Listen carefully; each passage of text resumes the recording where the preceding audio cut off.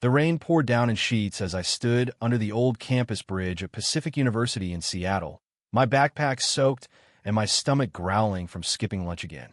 Little did I know that kissing the homeless man who offered me his umbrella would lead to the biggest scandal the school had ever seen. His name was Riley, or so he said, with kind eyes that seemed to see right through my carefully built walls. I was Ethan Reynolds, a 22-year-old scholarship kid from a small town in Oregon, working 2 part-time jobs just to afford textbooks while my conservative parents back home still prayed I'd grow out of being gay. That night, as we talked for hours about dreams and disappointments, something sparked between us, a connection I hadn't felt with anyone before. Riley listened without judgment, sharing stories of loss that made my own struggles feel less lonely. By the time the rain stopped, we were sitting close, and when he leaned in, the kiss felt like coming home. It was reckless, dangerous even, but in that moment, it was everything. Over the next weeks, our meetings became the only bright spots in my exhausting routine. I'd finish my morning classes, grab a cheap coffee from a student union, then slip away to the bridge where Riley waited with whatever small treasure he'd found that day, a slightly bruised apple, a dry blanket, once even a book of poetry he thought I'd like. He never asked for money, never pushed. Instead, he asked about my dreams of becoming a writer, about the pressure of being the first in my family to attend college. "You carry the world on your shoulders, Ethan," he'd say softly, his voice steady like an anchor in my storm. I told him things I'd never told anyone. How my dad stopped calling after I came out in high school. How my mom still sent Bible verses in every text. Riley never flinched. He just held my hand and reminded me that survival wasn't the same as living. One crisp October afternoon, we walked along the waterfront instead of staying hidden. Riley wore the same faded jacket and worn boots, but to me he looked like the most real person on campus. We shared street tacos from a truck, laughing when salsa dripped on my shirt. For the first time in years, I felt seen, not as the poor kid scraping by, not as the gay son who disappointed his family, but as Ethan, the guy who loved rainy days and bad puns. When he kissed me goodbye under the bridge that evening, I realized I was falling hard. But secrets have a way of cracking under pressure, and mine was about to be tested. My roommate Tyler had started asking questions about my late nights, and the whispers in the dorm hallway were getting louder. Still, I pushed the worry aside. Riley was worth every risk. The first real crack appeared during Thanksgiving break. I couldn't afford to fly home, so I stayed on campus, working extra shifts at the library. Riley and I spent the holiday in a quiet corner of the park, sharing a thermos of cheap soup he'd warmed over a small fire. He opened up more than usual that night, talking about a family he hadn't seen in years, about choices that left him on the streets. "Sometimes you have to lose everything to find out who you really are," he said, his hand warm against mine. I wanted to ask more, but something in his eyes warned me not to push. Instead, I told him about the scholarship deadline looming and how one bad grade could end everything. He listened, then pulled me close. "You're stronger than you know, Ethan. Don't let fear write your story." Back on campus after break, the pressure mounted. Tyler cornered me one night in our room. "Dude, people are talking. You've been disappearing with that homeless guy by the bridge. You know that's not safe, right?" His words stung because they echoed my own doubts. I lied, said it was just charity work, but the lie tasted bitter. Riley noticed my distraction during our next meeting. "Something's weighing on you," he said simply. I confessed about Tyler, about the fear of being outed to the whole school. He didn't panic. He just smiled that gentle smile and said, "Love isn't something to hide forever, but I'll never force you." That night we walked farther than usual, and when we stopped under a street lamp, he kissed me with a tenderness that made my chest ache. For a few perfect hours, the world felt possible. Then came the misunderstanding that nearly broke us. I'd been studying late when I saw Riley talking to a well-dressed woman near the bridge. They hugged briefly before she drove away in a luxury car. Jealousy and fear twisted inside me. The next day, I confronted him, voice shaking. "Who was that? Are you using me?" Riley's face fell. "Ethan, it's not what you think." But I was already backing away, hurt and ashamed. "I can't do this if you're hiding things too."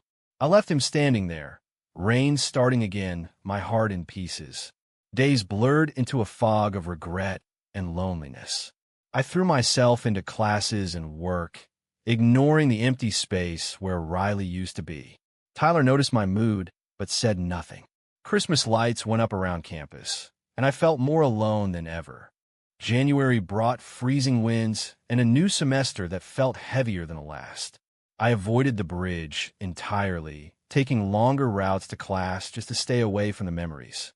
My grades slipped slightly, and the financial aid office sent a warning letter about unpaid fees. One particularly bad night, I sat in the library until closing, staring at my laptop screen without seeing the words. That's when Tyler finally spoke up. "Look, man, whatever happened with that guy, you've been different. If you need to talk, I'm here." No judgment. His unexpected kindness cracked my walls, and I told him everything. The kisses, the laughter, the way Riley made me believe I deserved more. Tyler didn't freak out. He just nodded. "Love's love, Ethan. But be careful." I still missed Riley with an ache that wouldn't fade. Then, one afternoon in February, the university announced a major donor event in the main auditorium. The Harrington family, tech billionaires who'd funded half the new buildings, was expanding their foundation. I went only because my English professor offered extra credit. The room filled with students, faculty, and local press.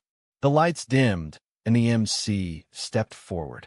"Please welcome the new Dean of Student Affairs, Dr. Alexander Harrington, who will be overseeing our expanded support programs for at-risk youth."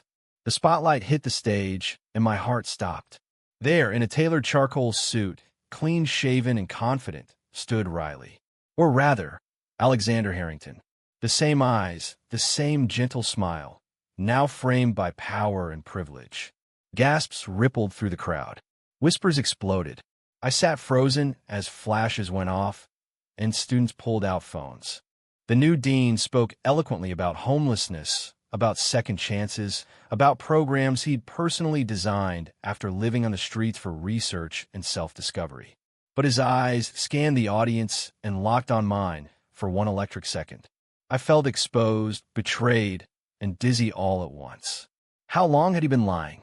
Was everything we shared just part of his research? The applause thundered as he finished, but I was already pushing through the crowd, lungs burning, tears stinging. Outside, the cold air hit me like a slap. Riley, Alexander, had returned not as the man I loved, but as the most powerful new figure on campus. And everyone was about to find out who he really was to me. News spread like wildfire. By the next morning, blurry photos from old campus security footage of Riley and me under the bridge were circulating in group chats. "Scholarship kid dating the new dean," the headline screamed on student forums. I skipped classes, hiding in my dorm while Tyler fielded calls from reporters. My phone buzzed nonstop, my mom demanding explanations, my dad's silence louder than words. "This is what your lifestyle brings." One text from a red. I wanted to disappear. Alexander, I couldn't call him Riley anymore, tried to reach me. Notes slipped under my door, emails from his official account, even a quiet knock one night that I ignored. Finally, I agreed to meet in his new office, the one with floor-to-ceiling windows overlooking the quad. He looked exhausted but still devastatingly handsome in his suit. "Ethan, let me explain," he started. His real name was Alexander Harrington. After a family fight and a nervous breakdown at 25, he'd walked away from billions to live anonymously on the streets. It was part research for his doctorate, part desperate search for meaning. He never meant to fall in love. "But I did," he said, voice cracking. "Every moment with you was real.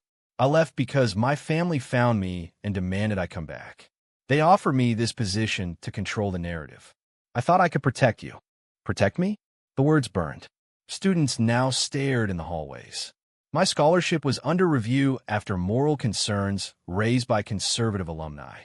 Friends distanced themselves. Yet Alexander's eyes held the same honesty that had drawn me in from the start.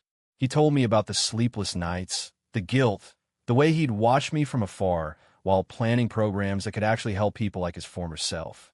I sacrificed the only real thing I had, you, thinking it was the right choice.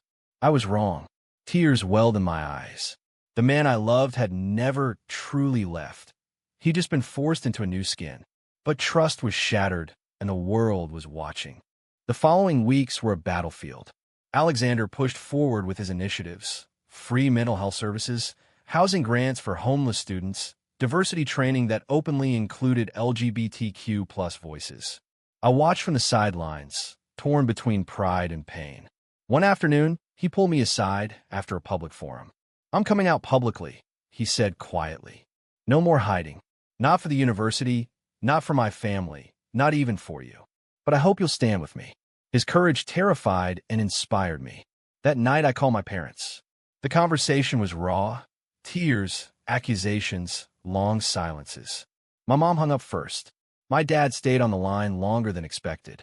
"Son, I don't understand it, but I don't want to lose you." It wasn't acceptance, but it was a crack in the wall. Campus tension peaked during the spring fundraiser. Protesters gathered outside the event hall, some supporting Alexander's reforms, others decrying his lifestyle and my involvement. I stood in the back, heart pounding, when Alexander took the stage. He spoke about authenticity, about the man he'd been on the streets and a man he was now. Then he looked straight at me. "The greatest lesson I learned living without a home was that love finds you when you least expect it, and it's worth every risk." The room erupted. Cameras flashed. In that moment, I realized running was no longer an option. I stepped forward through the crowd, took his hand right there on stage, and felt the weight of years lift. Whispers turned to cheers from some, boos from others. But we stood together. Graduation arrived in a blur of caps and gowns under Seattle's rare blue sky. I walked across the stage with honors, thanks in part to the new scholarship fund Alexander had quietly created for students like me. My parents sat in the audience, not fully understanding but present. Tyler clapped loudest from the stands. After the ceremony, Alexander and I slipped away to the same bridge where it all began. The rain had stopped years ago, but the memories remained. "I'm sorry it took losing everything twice to find my way back to you," he said, pulling me close. We kissed softly, no longer hiding, no longer afraid. The university had changed, policies updated, conversations started, lives improved. I had changed too. The scared scholarship kid was now a published writer with a future, standing beside the man who taught him that identity isn't given, it's claimed. We walked hand in hand across campus, past the new Harrington Wellness Center, past students who now smiled instead of stared. Life wasn't perfect. My family still struggled. Some alumni pulled funding. But love had won the battles that mattered. As the sun set over the mountains, Alexander squeezed my hand. "Ready for whatever comes next?" I smiled. "With you? Always." True or false? Can love truly conquer every barrier of class, identity, and expectation society builds? Or do some walls simply refuse to fall?